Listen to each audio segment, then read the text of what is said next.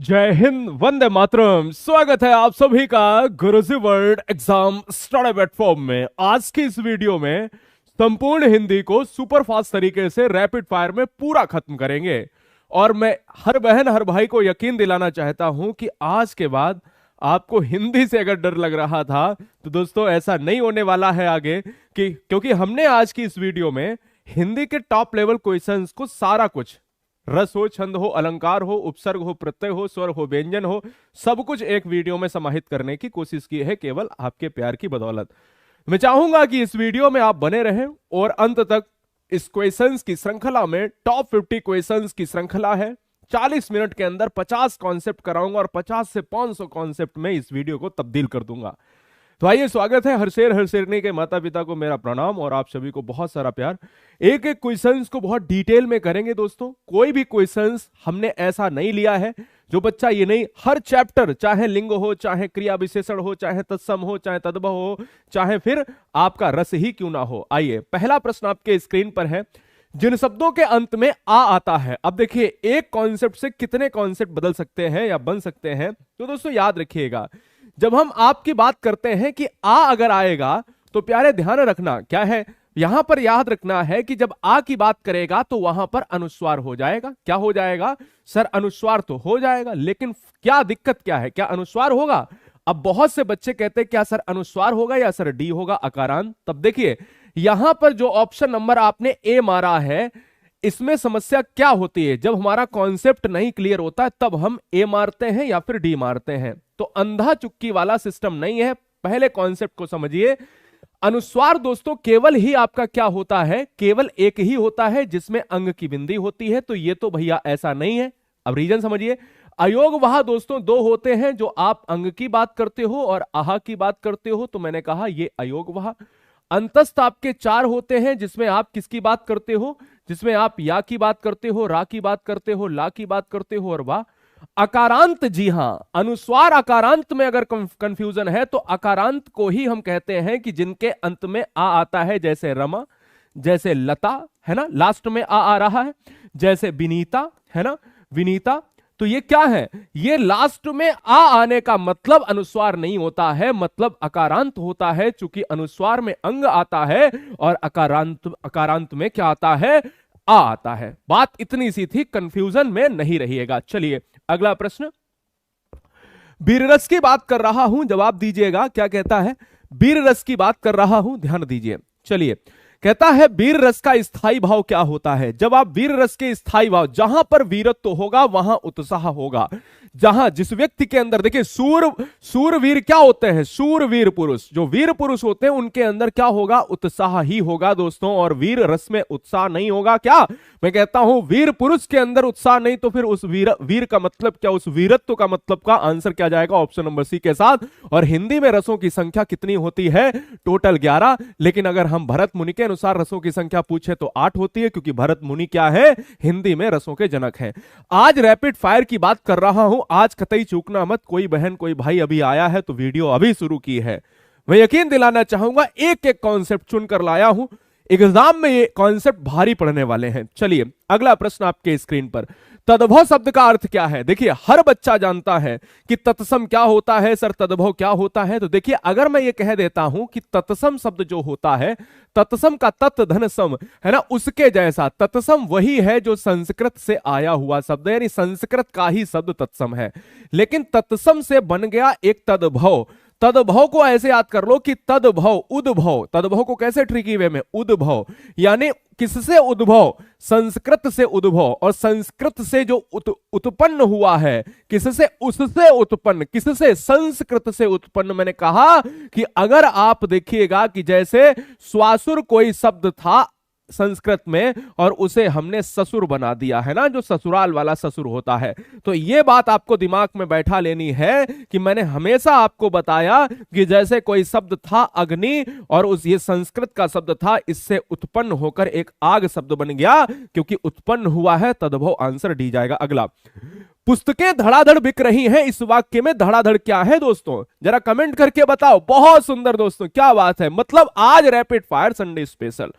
आज जिसने नहीं टेस्ट किया वो मैं कहता हूं कि आज ये ना कहना कि मेरे पास टाइम नहीं है। आज तो टाइम वाला इशू नहीं होना चाहिए। कोई भी बहन कोई भाई याद रख ले दोस्तों, है ना, क्षमा नहीं करूं। अगला प्रश्न आपके स्क्रीन पर है, कहता क्या है, प्रश्न कहता है पुस्तकें धड़ाधड़ बिक रही हैं। ये बिकना क्या है? ये बिकना होता है क्रिया। देखिए क्या, कौन बिक रहा? पुस्तकें बिक रही हैं, और बिकना क्रिया है, यानी वर्ब की बात कर रहा है, क्रिया है। कैसे बिक रही हैं सर? धड़ाधड़ बिक रही हैं, कम बिक रही हैं, धीरे धीरे बिक रही हैं।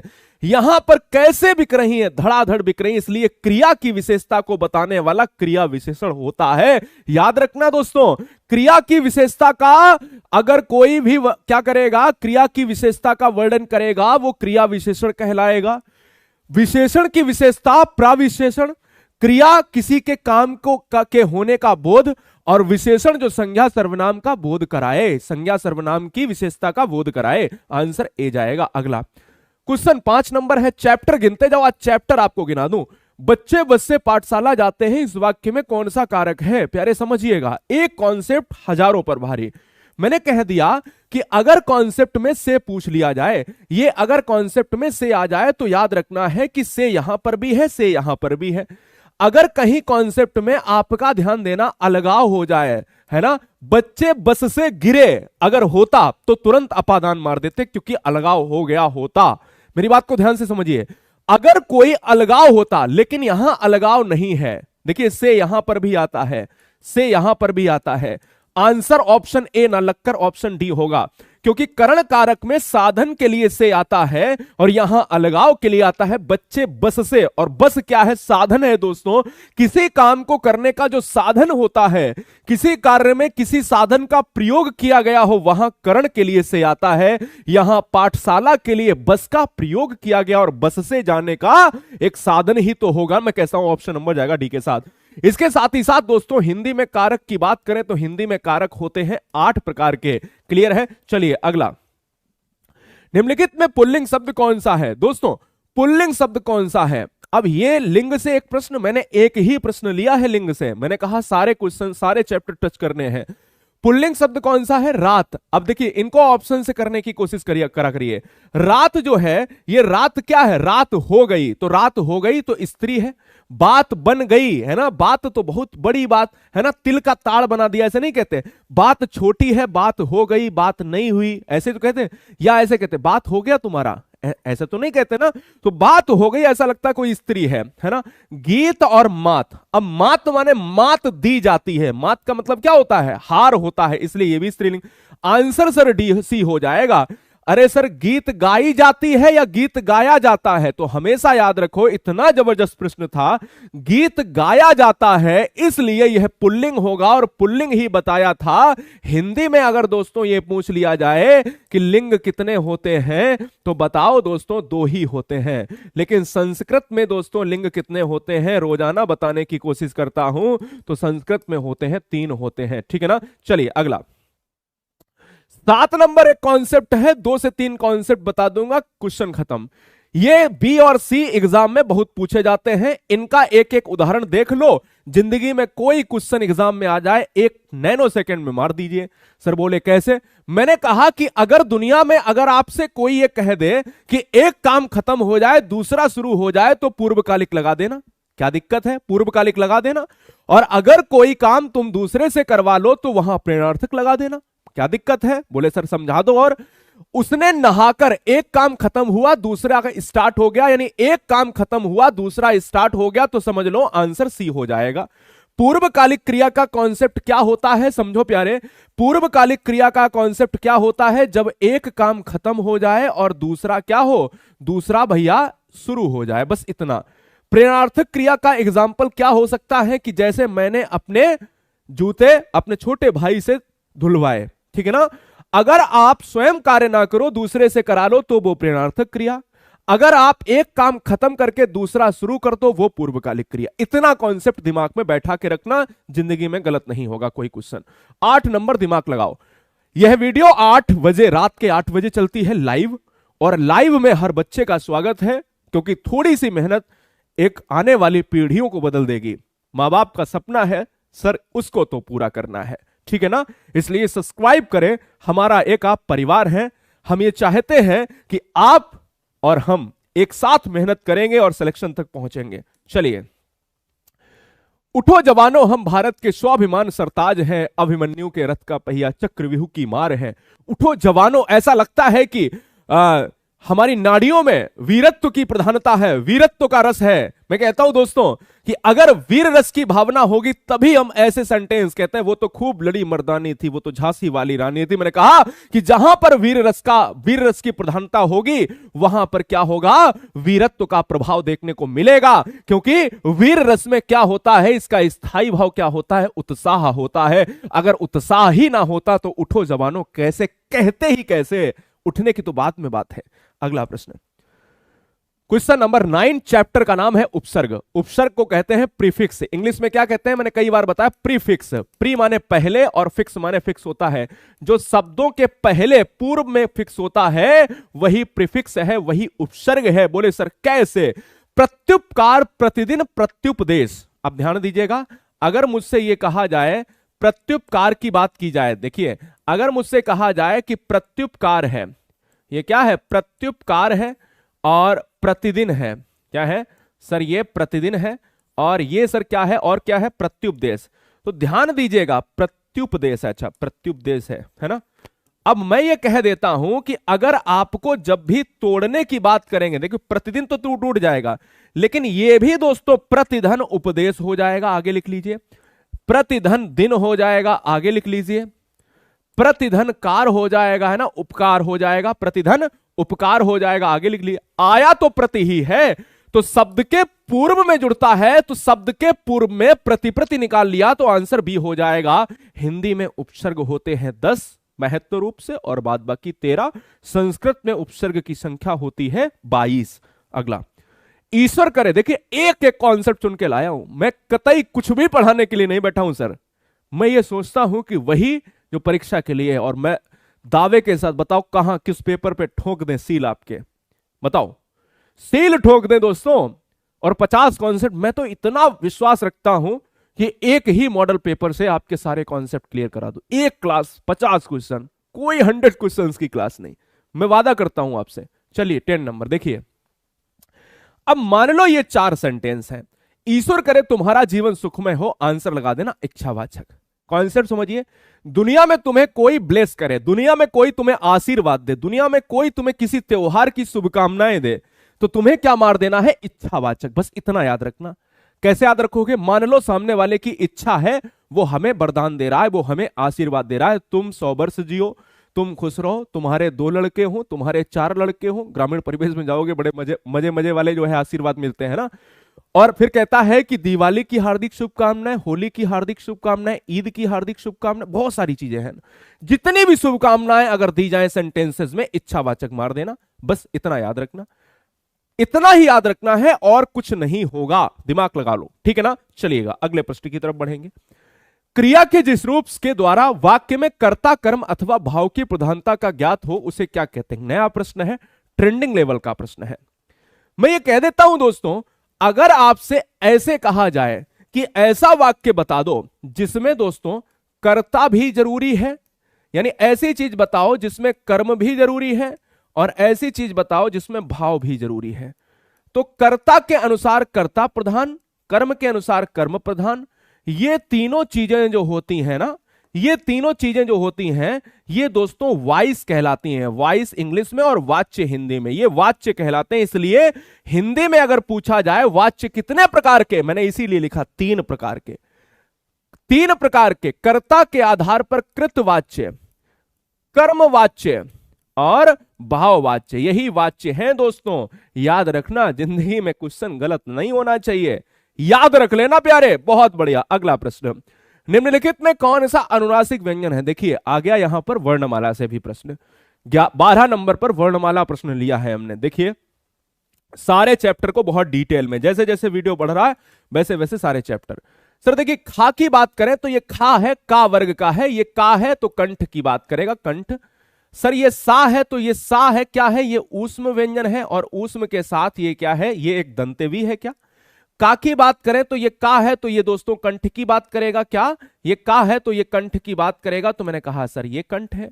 मैं ये कहता हूं आंसर बी हो जाएगा। क्यों हो जाएगा? क्योंकि ना अनुनासिक है तो कॉन्सेप्ट बच्चा कहेगा सर मेरे को तो अनुनासिक पता ही नहीं। अनुनासिक वो होता है प्यारे जो नाक और मुंह दोनों से बोला जाए। अब अगर परिभाषा पता चल गई है तो जरा इसको देख लो, इसमें कोई ऐसा है जो नाक और मुंह दोनों से बोला जाए? दिमाग लगाओ। का केवल मुंह से बोला जा रहा, नाक से नहीं बोला गया। का है ना, बिना नाक के बंद करके भी का बोला जा सकता है। सा बिना नाक के बोला जा सकता है। खा बिना नाक के बोला जा सकता है। लेकिन ना जो है, अब ना देखिए, ना आवाज बदल गई ना, तो ना का मतलब है मुंह से भी आवाज आए और नाक का भी इसमें यूज हो, तो अनुनासिक का मतलब होता है नाक और मुंह दोनों का प्रयोग होना चाहिए प्यारे। मैं ये कहता हूं कि अनुनासिक क्या होते हैं, तो अनुनासिक दोस्तों होते हैं पंचमाक्षर होते हैं। क्या होते हैं? हर वर्ग का पंचमाक्षर पांचवा। जैसे ना हो सकता है, वहां हो सकता है, ड़ा हो सकता है, मां हो सकता है ना, क्या हो सकता है, और ये हो सकता है का वर्ग का। तो ये सब अनुनासिक होते हैं, राइट। चलिए अगला प्रश्न आपके स्क्रीन पर लॉक किया जाए, जवाब दिया जाए। ठीक है, थैंक यू। चलो भाई, बहुत बढ़िया। कैसे हो आप सब, कैसे हो? चलिए चलो भाई, मैं देख रहा हूं, कॉपी पेस्ट मत करो मेरे लाल।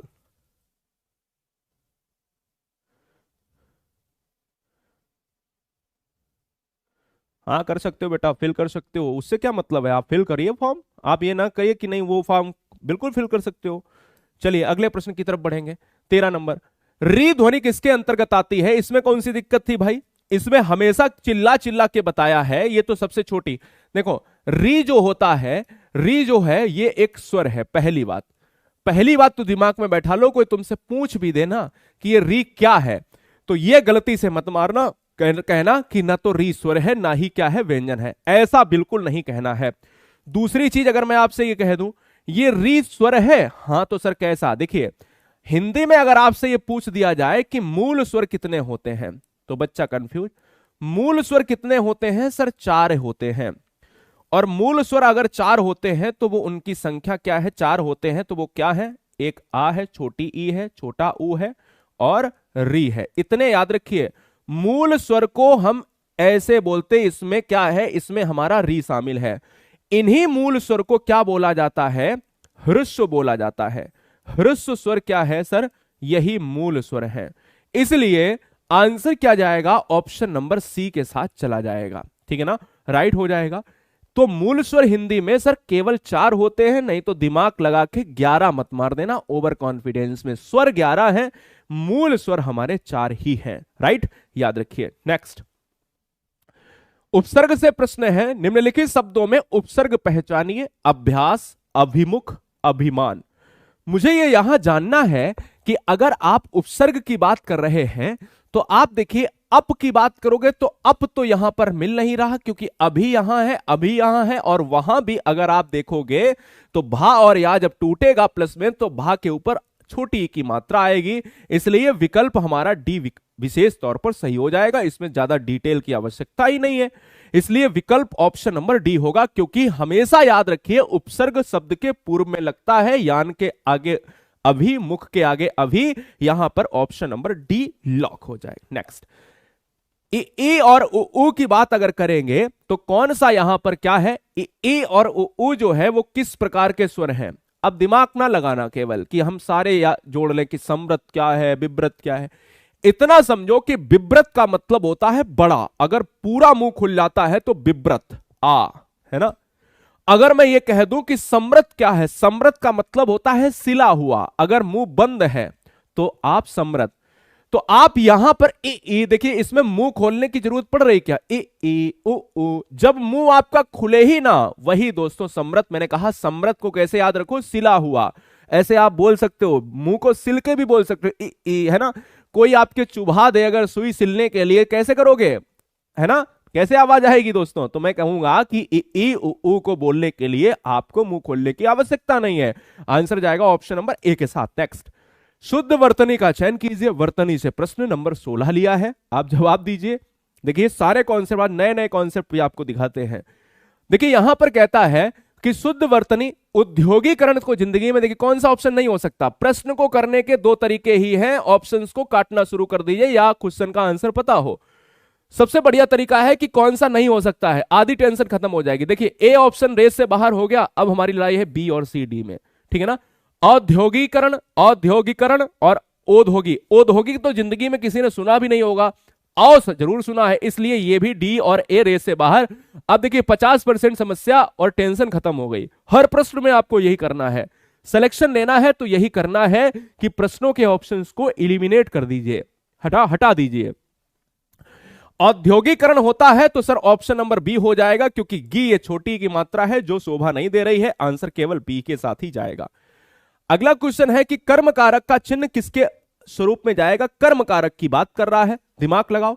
अगर आप कर्म कारक की ही बात कर रहे हो तो मैं ये कहता हूं कि हिंदी की बात करते हैं तो आप यही कहते हो ना कि कर्ता होता है, मैं यहीं पर लिखा देता हूं। अच्छा देखिए, अगर मैं ये कहता हूं कि कर्ता के साथ क्या आता है, कर्ता के साथ आता है ने, है ना, और करण के साथ क्या आता है, करण के साथ जहां द्वारा आ जाए वहां करण के साथ से के द्वारा।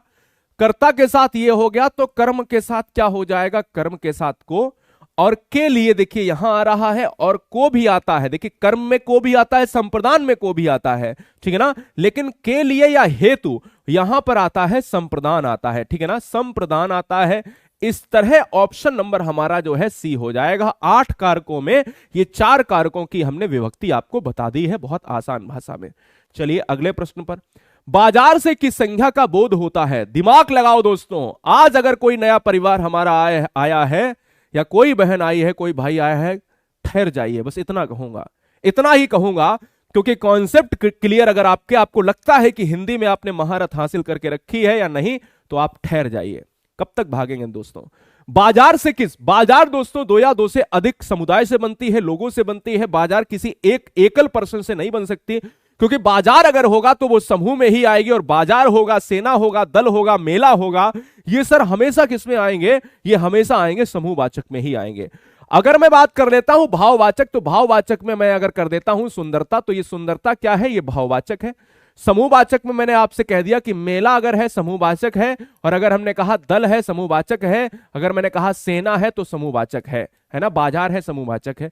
जातिवाचक में दोस्तों अगर हम कह दें पर्वत है, दुनिया में बहुत सारे पर्वत हैं, दुनिया में बहुत सारी किताब हैं, दुनिया में क्या है, दुनिया में बहुत सारे जो है छात्र हैं या छात्रा हैं, तो ये सारे जातिवाचक।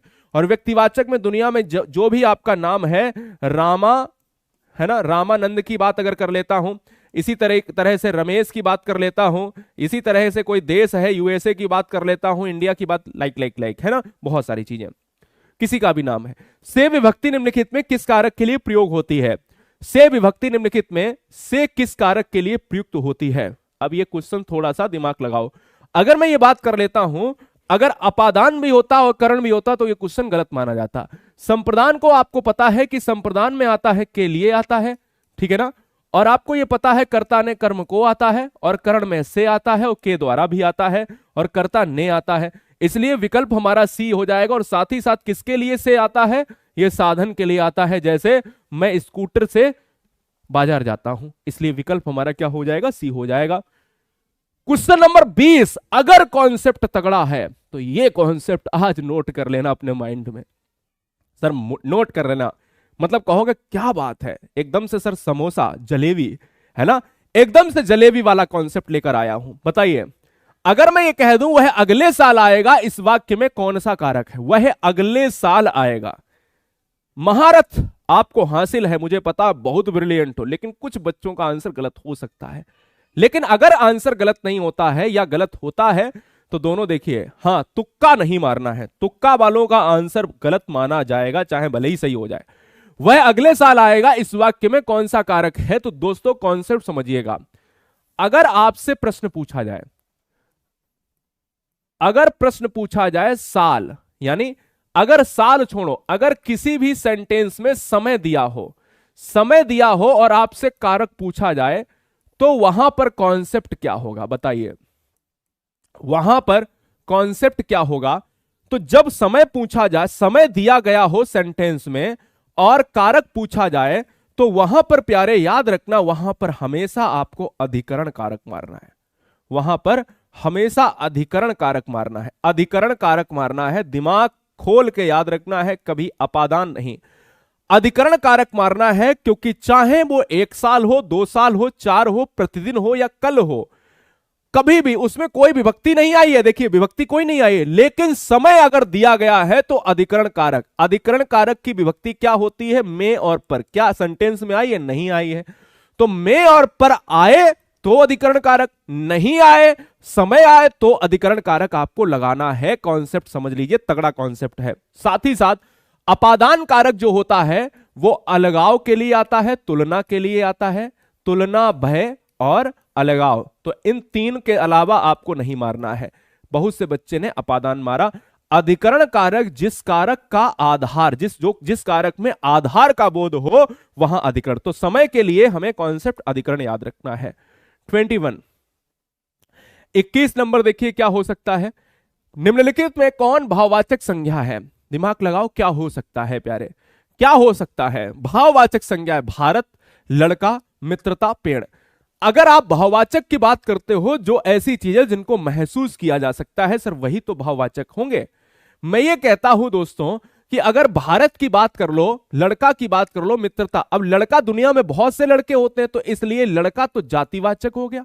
अब देखो मैं क्यों लिखता, क्योंकि 5 ही सेकेंड तो इस क्वेश्चन में लगने वाले हैं, और मैं इसलिए लिख देता हूं कि आपको कॉन्सेप्ट समझ में आ जाए। किसी का नाम दिया हो तो व्यक्तिवाचक हो जाएगा। बोलो सर सही है ना? अगर पेड़ है दोस्तों तो दुनिया में बहुत सारे पेड़ हैं, तो यह भी हमारा एक जातिवाचक हो जाएगा।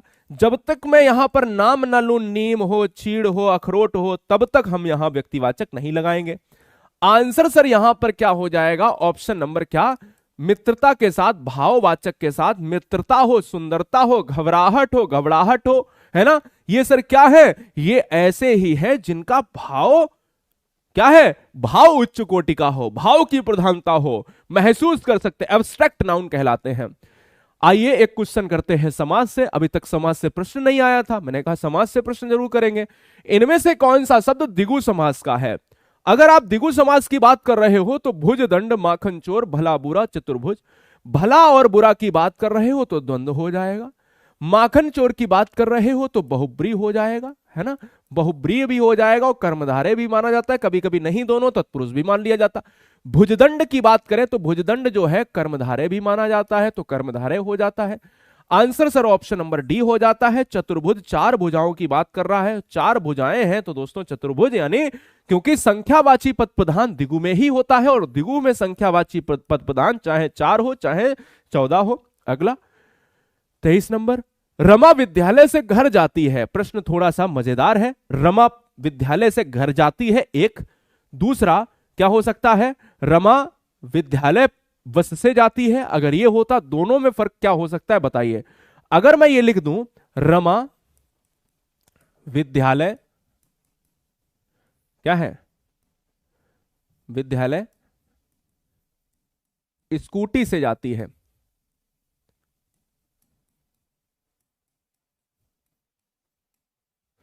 अगर रमा विद्यालय स्कूटी से जाती है तो बताइए क्या होगा? क्वेश्चन ये भी बनता है और क्वेश्चन ये भी बनता है, दोनों में फर्क है। 23 नंबर का जो आंसर है वो अपादान हो जाएगा। 23 नंबर विद्यालय से घर जाती है, तो ध्यान दीजिएगा जब आप विद्यालय की बात करेंगे, क्या है? विद्यालय की अगर हम बात करेंगे तो उसका कहीं ना कहीं होम भी होगा, है ना? और विद्यालय से अगर कोई घर जा रहा है तो यहां पर से अगर यूज होता है तो डिस्टेंस के लिए, और डिस्टेंस में आप अलग भी होंगे, अलगाव भी होगा, और अलगाव के लिए अपादान आता ही है। तो ये तो भैया से हो गया। लेकिन रमा विद्यालय स्कूटी से घर जाती है, रमा विद्यालय स्कूटी से जाती है, तो वहां पर आपका क्या हो जाएगा? यहां ऑप्शन नहीं है तो यहां पर हो जाएगा करण हो जाएगा। फर्क इतना था। करण में क्या होता है? साधन का प्रयोग किया जाता है, जबकि यहां पर नहीं ऐसा है। बात बताइए, ठीक है ना? समझ गए? चलिए अगला प्रश्न 24 नंबर आपके स्क्रीन पर है, लॉक किया जाए प्यारे। बहुत सुंदर, सुंदर से प्यारे बच्चों के लिए, सुंदर से प्यारे हमारे परिवारों के लिए बहुत सारी, मैं कहता हूं देखिए यहां पर एज मायने नहीं रखती है सर। आप उस एज पर हैं, आप उस अंतिम पड़ाव पर हैं सर, पता है, जहां पर यह लगता है कि कोई ऐसा ना हो रिश्तेदारों में कि पूछ ना ले कि क्या कर रहे हो। यकीन मानिए वक्त बदलेगा, क्योंकि वक्त को लगता है वक्त बदलने में अपने आप पर भरोसा जरूर रखिए। क्या कह रहा है उसको छोड़िए सर, तुम्हें कोई दो वक्त की रोटी नहीं दे देगा, याद रखिए, है ना। तो ये मोटिवेशन कुछ नहीं होता, बस अपने आप पर भरोसा रखिए, तुम जो हो वो कोई नहीं है, बस इतना याद रखो। चलिए यहां पर क्या है, जवाब दीजिए। अब देखिए इसमें कोई दिक्कत नहीं, स्पर्श को छूना कहा जा सकता है, राज्ञी को रानी कहा जा सकता है, सापेक्ष को क्या है, निरपेक्ष कहा जा सकता है, श्रृंगाल को सियार कहा जा सकता है। नहीं सर, सापेक्ष को निरपेक्ष कैसे कह सकते हैं, यही तो नहीं होगा, क्योंकि तद्भव तत्सम में यह नहीं पूछा था कि सापेक्ष का निरपेक्ष हो जाए, भैया विलोम है, सापेक्ष को निरपेक्ष में विलोम लगाया जाएगा, जबकि तीनों बाद बाकी क्या है, हां यह बहुत आता है, श्रृंगाल जो है ये तत्सम है और ये तद्भव है। श्रृंगाल का पूछा जाता है, एक सींग का आता है जिसको कहा जाता है, जिसको श्रृंग भी ऐसे भी लिख दिया जाता है, ठीक है ना, कभी कभी ऐसे भी लिख दिया जाता है श्रृंग। तो श्रृंग का सींग होता है, जो है ना सींग होते हैं ऐसे वाले, तो श्रृंग बहुत बार पूछा जाता है, इसका तद्भव ये है और इसका तद्भव ये है, तो आंसर फिलहाल सी जाए। अगला प्रश्न, नेता को यहां से भगाओ, बड़ा अच्छा क्वेश्चन ले लिया दोस्तों आपके लिए, नेता को यहां से भगाओ। कहता है बताओ इस वाक्य में कौन सी वृत्ति है। वृत्ति का मतलब समझते हो ना, वृत्ति का मतलब होता है वाक्य, वृत्ति का मतलब क्या होता है, वाक्य। नेता को यहां से भगाओ, इस वाक्य में कौन सी, अब देखना आपको 3 से 4 चीजें, जैसे आज्ञार्थक, निश्चयार्थक, संकेतार्थक, तो इसका मतलब है संकेतवाचक वाक्य, निश्चयवाचक वाक्य, आज्ञावाचक वाक्य, देखो कितना घुमा के लिख दिया, संभावनावाचक वाक्य। तो जब भी दोस्तों नेता को यहां से भगाओ तो आज्ञार्थक है, आज्ञा दी गई है तुम्हें कि ऐसा है, नेता को भगाओ, नेता का काम नहीं है। निश्चयार्थक की बात करेंगे दोस्तों बी ऑप्शन में, तो निश्चयार्थक में क्या है, जो बिल्कुल निश्चय है, यह किताब मेरी है, यह बीवी मेरी है, ये जो है बीवा यानी ये पति मेरा है, तो ये पक्की बात है कि निश्चय है। संकेतार्थक, संकेतवाचक, जो कहा जाए एक दूसरे पर डिपेंड हो, अगर तुम पढ़ते तो तुम पास हो जाते। दूसरा याद रखिए डिपेंड वाला। अगला संभावना में, बारिश होने वाली है तो क्या करेंगे बताइए, हो सकता है आज बारिश हो या बारिश होने के आसार हैं। चलो निम्नलिखित में उत्क्षिप्त व्यंजन बता दो। हिंदी में 2 ही, वर्णमाला में 2 ही उत्क्षिप्त व्यंजन है मेरे लाल, वर्णमाला में 2 ही उत्क्षिप्त व्यंजन है प्यारे। कौन से हैं, एक ये वाला है और एक ये वाला है। मैंने कहा कि उत्क्षिप्त व्यंजन केवल 2 हैं। अगर मैं आपसे ये कह दूं दोस्तों ये बताओ पार्श्विक व्यंजन कितने हैं, दोस्तों याद रखिएगा पार्श्विक व्यंजन कितने हैं, कमेंट कीजिएगा। पार्श्विक व्यंजन, हिंदी में पार्श्विक व्यंजन किसे कहा जाता है, जल्दी से बताओ, हम अभी बताएंगे। हां मैं बता देता हूं, केवल एक होता है। उत्क्षिप्त व्यंजन 2 हैं, जो आप देख रहे हो यही उत्क्षिप्त व्यंजन है। पार्श्विक व्यंजन 1 है, कमेंट करके बताओ, अभी बताता हूं थोड़ी ही देर में, बताओ फटाफट बताइए, आंसर दीजिए। हां वर्तनी से भी करा देंगे, चिंता मत करो। चलो ठीक है, क्या बात है।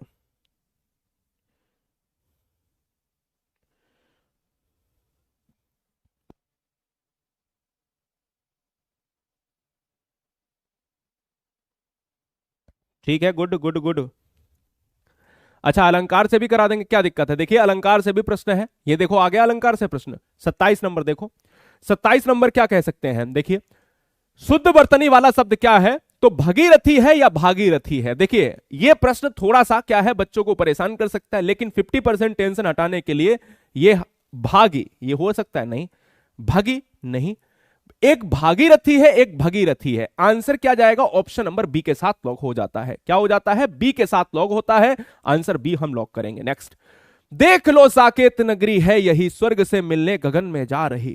प्यारे अगर ऐसी चीजों को बढ़ा चढ़ा के बोला जाए, अगर ऐसी चीजों को बढ़ा चढ़ा के बोला जाए तो बताइए क्या है, तिल का ताड़ बना देना। प्यारे मैंने कहा वहां अतिशयोक्ति अलंकार, कहते हैं कि हनुमान की पूंछ में लगन न पाई आग, लंका सिगरी जल गई, गए निशाचर भाग।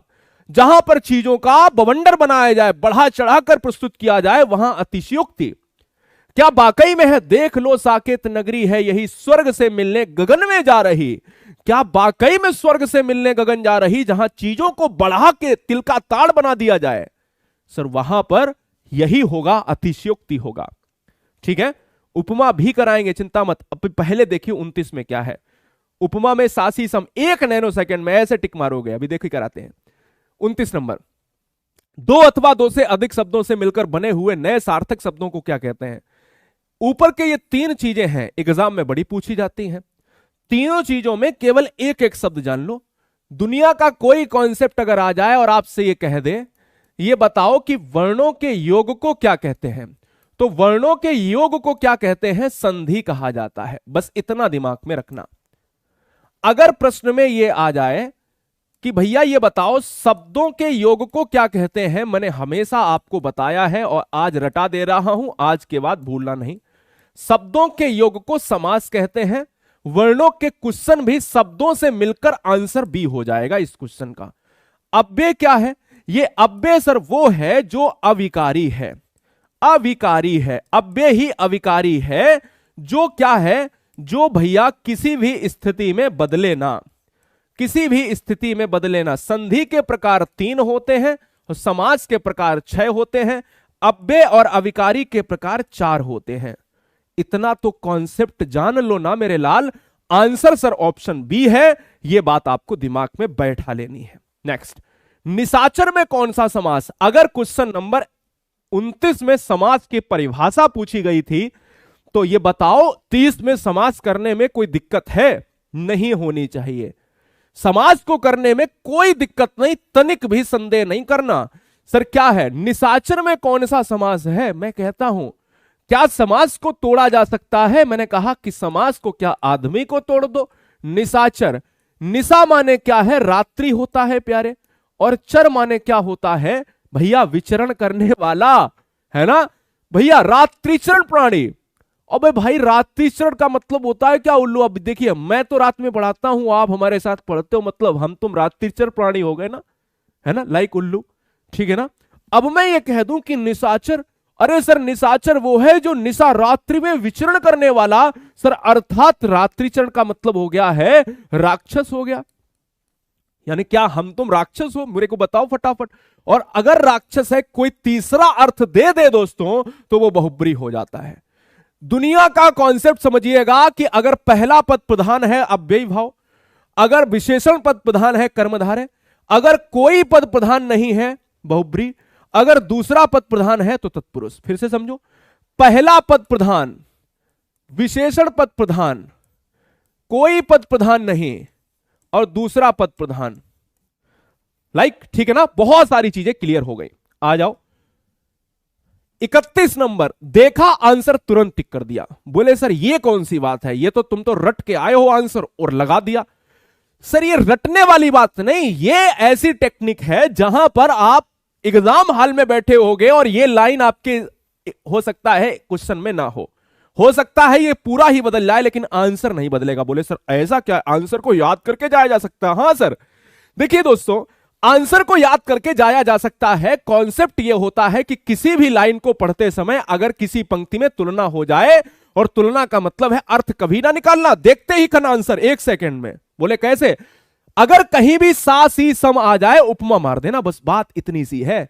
सा सी सम, तुम मेरे जैसे हो, तुम मेरी जैसी हो, तो तुलना ही तो ही। सफरी सी, चंद्रमा सी, चंद्रमा सा, अगर सा सी सम है तो आंसर में प्यारे झोल नहीं होना चाहिए, उपमा अलंकार होगा। मेरी बात को फिर से समझिए। बोले सर एक बता रहे हो, ये कैसी बात? अगर सा है, सी है, सम है, ठीक है ना, सरिस है, सा सी सम पे ही निपट जाता है।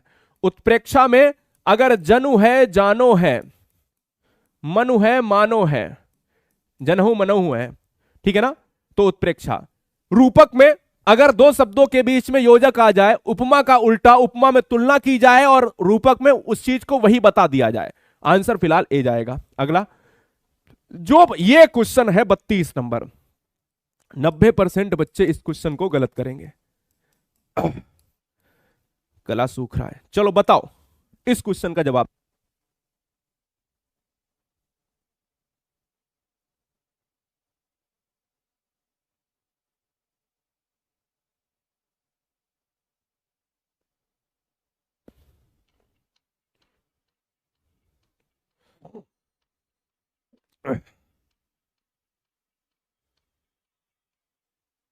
ठीक है, क्या क्या बात है, बहुत सुंदर। देखो 90% बच्चे गलत करने वाले हैं। देखिए, अगर मैं ये कह दूं जो पहले जन्मा हो, यार देखो, अगर हम क्या हैं, हम भैया अपने घर में अगर छोटे हैं तो हम बाद में आएंगे या पहले आएंगे, बताओ। अगर हम छोटे हैं तो हम अपने भाई के अनुज ही तो होंगे।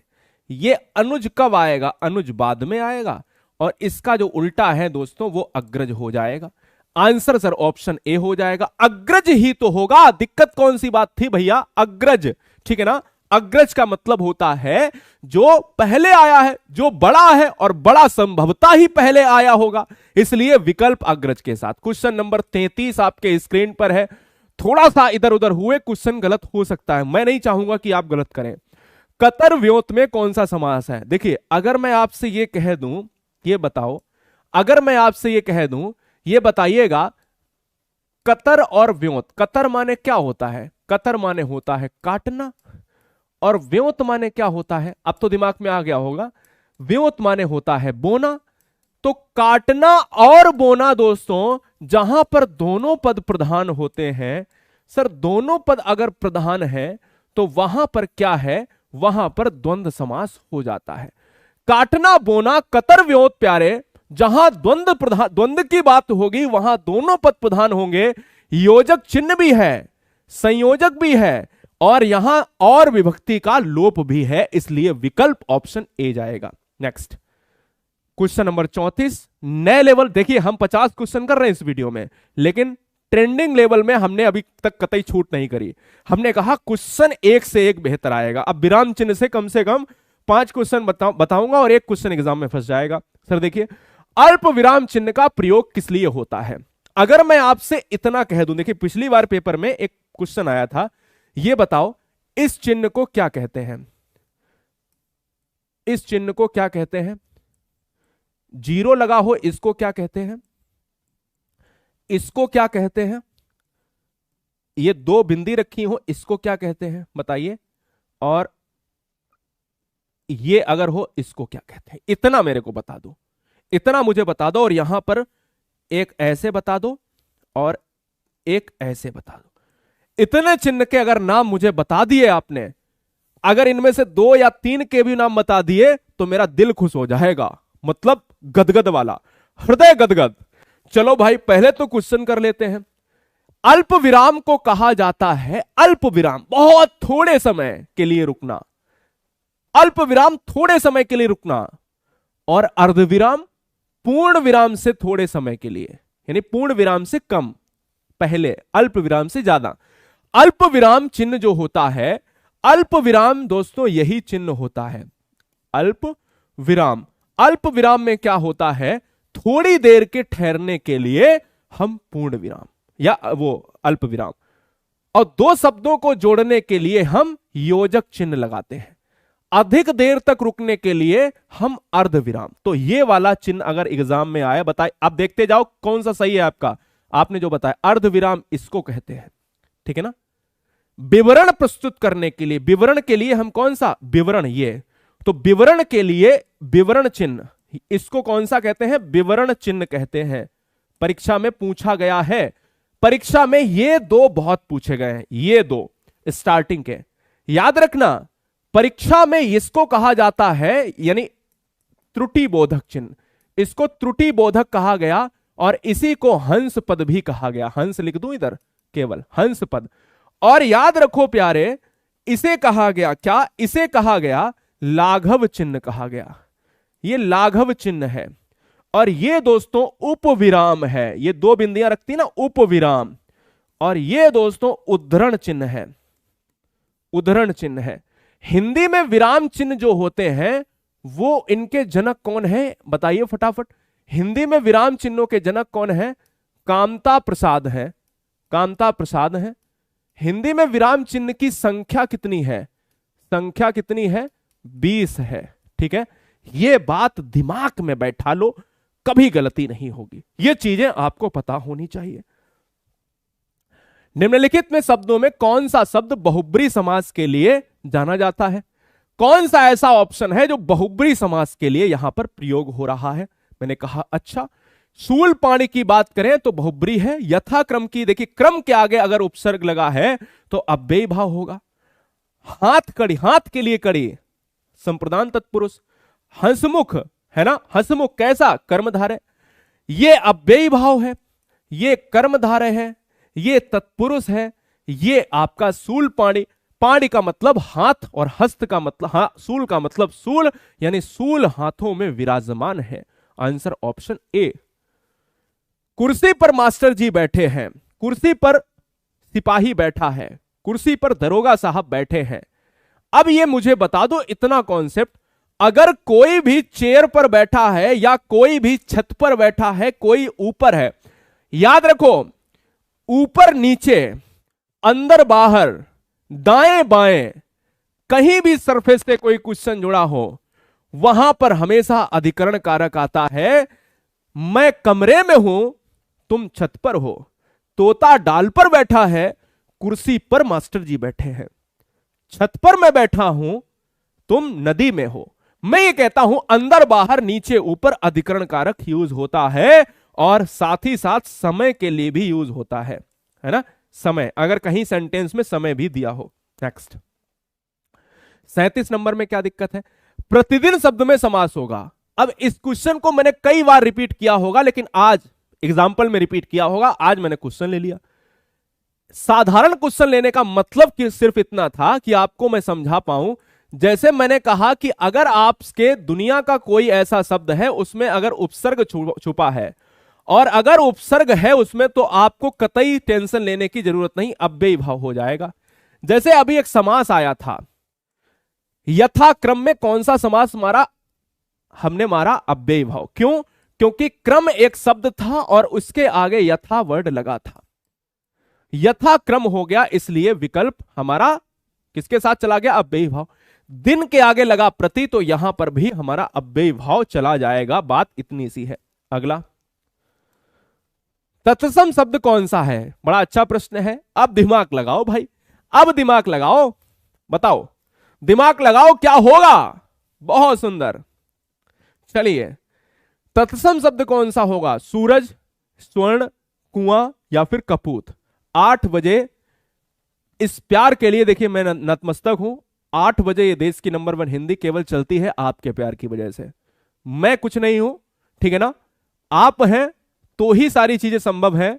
क्योंकि मैं मेहनत करूंगा तो किस लिए करूंगा, हम और आपकी मेहनत अगर रंग ना लाए तो बात ही छोड़ दीजिए। 8 बजे के लिए हर बहन हर भाई, हमारा एक संयुक्त परिवार है ना, हमारा आपका वो रिश्ता है जो ब्लड से भी ज्यादा गहरा है, खून से भी ज्यादा। तत्सम की बात करें तो तत्सम शुद्ध शब्द होता है संस्कृत का।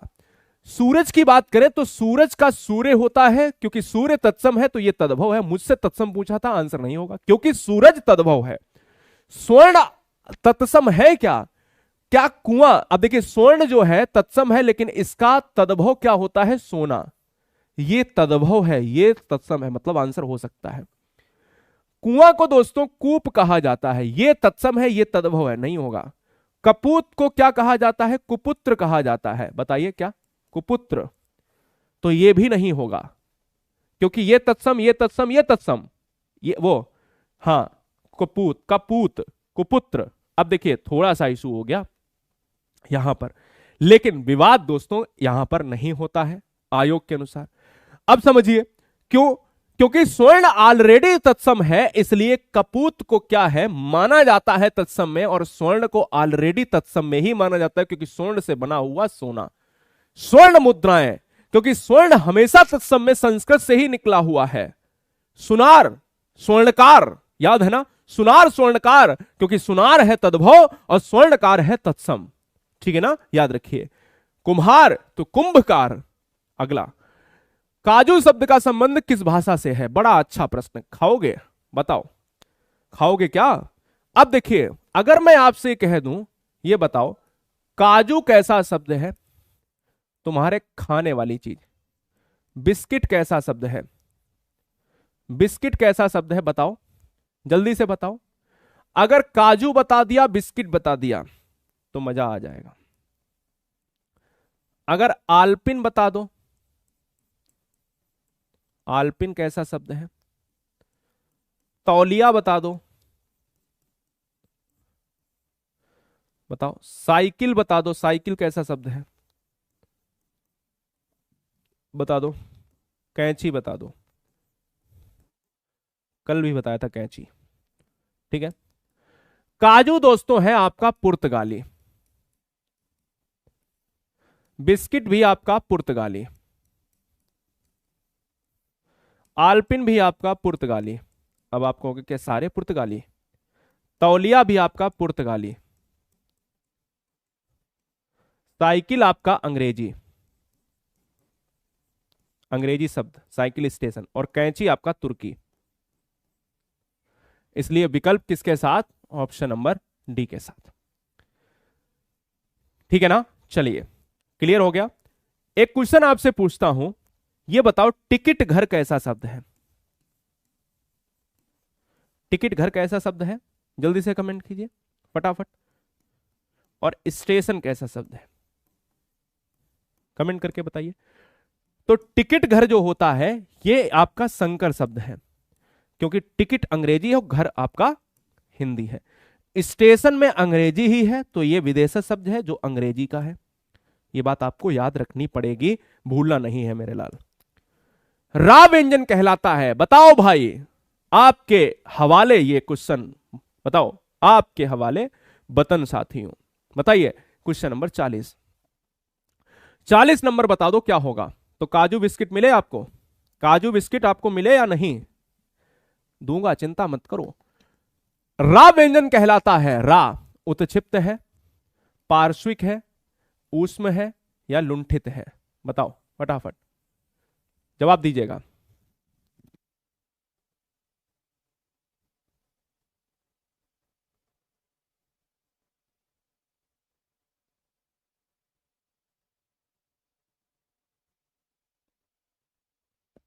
क्या बात है, क्या बात है। ठीक, मैंने देख लिया आंसर आपका। चलो, अब आपको तीन चीजें मैं बताता हूं। देखिए, एक आपसे अगर हिंदी में, देखिए एक ही एक होते हैं वर्ण, इनको नोट कर लेना, केवल एक, दूसरा वर्ण नहीं होता। काकल्य व्यंजन कौन एक ही होता है हिंदी वर्णमाला में, इसको याद कर लेना। काकल्य व्यंजन कितने होते हैं हिंदी में? एक होता है। कौन सा होता है बताइए, इनको नोट कर लेना। पार्श्विक व्यंजन, पार्श्विक व्यंजन भी एक ही होता है, बताओ। दूसरा, दूसरा अगर पूछा जाए आपसे, क्या? प्रकंपित व्यंजन। प्रकंपित व्यंजन हिंदी में जो बहुत ज्यादा जरूरी है वो एक ही एक है दोस्तों। और लुंठित व्यंजन, बताओ, ये भी एक ही है। और यहां पर उत्क्षिप्त और लिख लेता हूं, नहीं तो आप कहोगे कि सर वो नहीं बताया।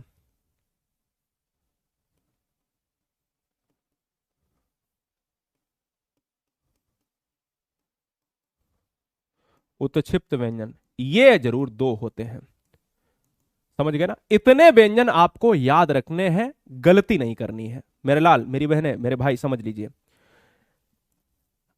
काकल्य जो व्यंजन होता है वो हा होता है, ठीक है ना, केवल। और पार्श्विक, पार्श्विक व्यंजन जो होता है वो होता है ला। कैसे होता है वो भी बताएंगे। प्रकंपित व्यंजन जो होता है वो रा होता है, और प्रकंपित को ही लुंठित कहा जाता है। और उत्क्षिप्त व्यंजन होते हैं दो, जिसको हमने क्या कहा? एक आपका ये और एक आपका ढा। समझ गए ना? इतना आपको गलती नहीं करनी है, विश्वास मानिए, बहुत ज्यादा फायदा होगा। ये गोली है डॉक्टर वाली। काकल्य ऐसा जो आपके कंठ से आता हो, हाँ। पार्श्विक जो जीभ ऐसे टक से आए और पार्श्व भाग से हवा निकल जाए, ला। बोलिए ला, एक ही होता है। प्रकंपित रा, जिसमें बहुत ज्यादा कंपन हो, ऐसा बोलते समय रा। रा आप गाड़ी चलाते थे बचपन में कैसे करते थे? है ना, मैंने कई बार बताया अपनी वीडियो में। तो रा क्या है? ये रा क्या है? लुढ़कना, लुढ़कती है जीभ, लुढ़कती है, प्रकंपित, कंपित करती है। इसलिए याद रखिए, प्रकंपित कंपित करती है, जीभ लुढ़कती है, इसलिए इनको प्रकंपित और लुंठित ये एक ही है। मैंने अलग अलग लिख दिया है क्योंकि मैंने आंसर में तो एक ही लिखा है। उत्क्षिप्त व्यंजन ढा और ढा तो दो ही होते हैं। बात इतनी सी है, तो कितने लोग मेरे साथ गाड़ी चलाएंगे? फिर से चलाओ, है ना? चलो बहुत बढ़िया। अगला प्रश्न, आंसर क्या जाएगा? लुंठित के साथ। अध्यक्ष और अधिष्ठाता में कौन सा उपसर्ग होगा? बताओ, अध्यक्ष और अधिष्ठाता में उपसर्ग कौन सा होगा? हमने आपसे अगर कहा हिंदी में उपसर्ग कितने होते हैं, उपसर्ग की संख्या 10 और बृहद रूप से 13 होते हैं। आंसर 10 ही लगता है, ना हो तो 13 मारिए, ठीक है? इतना आपको याद रखना है, उपसर्ग की संख्या 10। उपसर्ग की बात करें तो जो आपके पूर्व में लगता हो, या ऑप्शन में आदि, आदि का मतलब भी पूर्व होता है, नहीं तो बच्चे आदि का मतलब अंत लगा देते हैं। अध्यक्ष में अधि है, अधिष्ठाता में भी अधि है, इसलिए विकल्प हमारा ए जाएगा। 41 से 50 तक बहुत ध्यान से करना। 10 क्वेश्चन है, 5 मिनट के अंदर 10 क्वेश्चन में आपको कितने करने हैं? 5 सही करने हैं। 5 मिनट में 5 सही करने हैं, 10 क्वेश्चन करने, 5 को आपको 5 का डिस्काउंट देते हैं, ठीक है? क्वेश्चन देखिए 42, पहले पेट भर भोजन करो फिर कोई अन्य काम करो, बताओ कौन सा होगा? देखो, आज्ञावाचक और इच्छावाचक। इच्छावाचक में क्या होता है? जब तुम्हें कोई क्या दे, आपको कोई आशीर्वाद दे, कोई आशीर्वाद दे, कोई भी आपको आशीर्वाद दे या शुभकामनाएं दे, तुम्हारी उम्र लंबी हो, तुम अच्छी नौकरी करो, तुम बड़े हो जाओ, तुमको ये हो जाए ना, तुम्हें कोई आशीर्वाद दे तो सारे इच्छावाचक ठोक के आना, कभी गलत नहीं होगा। अगर संदेह किसी वाक्य में, हो सकता है वो कल आए, संदेह। विधिवाचक, किसी भी काम को बताने वाला, यानी रमेश बाजार गया था तो भैया ये लाया, या भारत में सबसे लंबी नदी गंगा है, कोई भी किसी चीज की जानकारी दे। आज्ञावाचक में किसी चीज को आज्ञा के रूप में, यानी पहले पेट भर भोजन करो, आज्ञा है, और फिर कोई काम करो, यह आज्ञार्थक है, यह आज्ञार्थक वृत्ति है।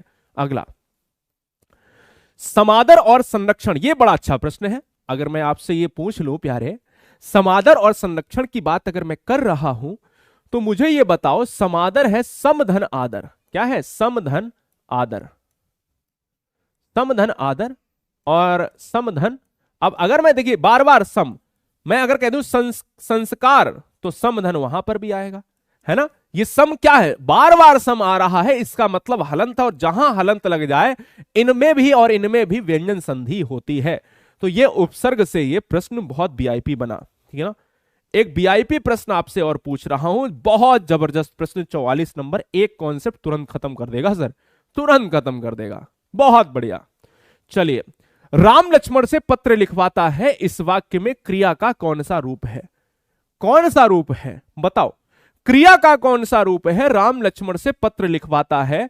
दोस्तों कुछ भी दिमाग नहीं लगाना, कल को एग्जाम में क्या यह प्रश्न आएगा? नहीं, लेकिन ऑप्शन अगर ऐसे दिए हैं, प्रश्न तो बदल सकता है। बस इतना दिमाग लगाना कि आपको यह देखना है कि क्या कोई कार्य कोई दूसरा कर रहा है, क्या वाकई में राम ने पत्र लिखा? नहीं। अगर किसी कार्य को कोई कार्य है वो स्वयं कोई व्यक्ति ना करे और दूसरे से करवा ले, तो समझ लो वहां पर जो क्रिया होगी वो प्रेरणार्थक क्रिया होगी।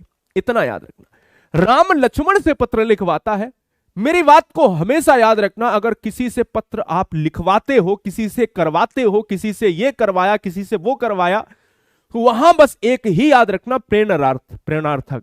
पूर्वकालिक क्रिया में एक काम खत्म हो दूसरा शुरू हो जाए, मैं नहाकर पूजा करने लगा, है ना, वो वहां पर होता है। नेक्स्ट, अब यहां पर देखना फिर से, 44 नहीं समझ में आया तो 45 तो अपने दिमाग में बैठा लो। जैसे मां लड़के को हंसाती है, मां लड़के को हंसाती है। अब देखिए, अगर ऐसे सेंटेंस में ऐसा है तो अगर दूसरा सेंटेंस कुछ ऐसा दिखने को मिल जाए, इच्छावाचक है क्या? नहीं है। आज्ञा है? नहीं है। ये है? नहीं। इसीलिए मैंने सेंटेंस दिया कि आती है, करवाती है, बाना, आना, ताना, ये सर लास्ट में क्या है? बाना, बाती, है ना? ये कैसे है? करवाना, करवाती, हंसाती, कहलवाती, ये क्या है? ये प्रेरणार्थक क्रिया है। और अगर मैं कह दूं आना हो, मिमियाना, हथियाना, ये क्या है?